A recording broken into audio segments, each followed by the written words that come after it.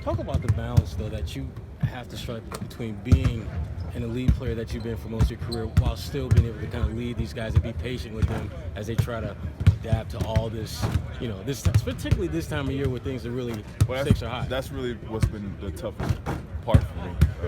Usually, I had two jobs: be the best defender and the best scorer.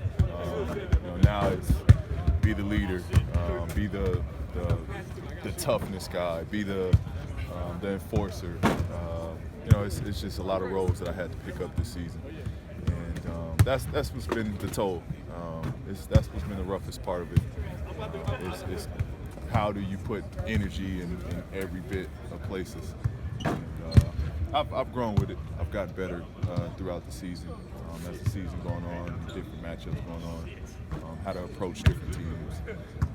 But it's been a task. It's been a task I'm learning. And when you talk about all those different roles that you got to, different hats you got to wear, then you're dealing with the trade rumors and all that stuff. Talk about just how that factored into all the other things that you were trying to work through and figure out. Well, honestly, that was the easiest part.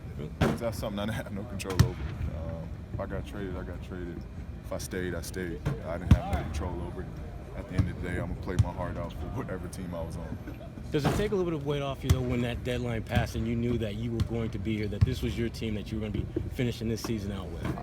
It was great for the sense of the outside stuff, not for myself. Again, I didn't. Where I was is where I was going to be at. I was going to make the most out of it. It was just good to put that to rest, to keep answering those questions or to keep avoiding those questions, to where I could just focus on what's at hand, and that's trying to at least solidify the sixth spot, if not move up. Going down the stretch, man, we're close to the seventh, we're close to the eighth seed. At this point, how can we get a little distance going into the playoffs?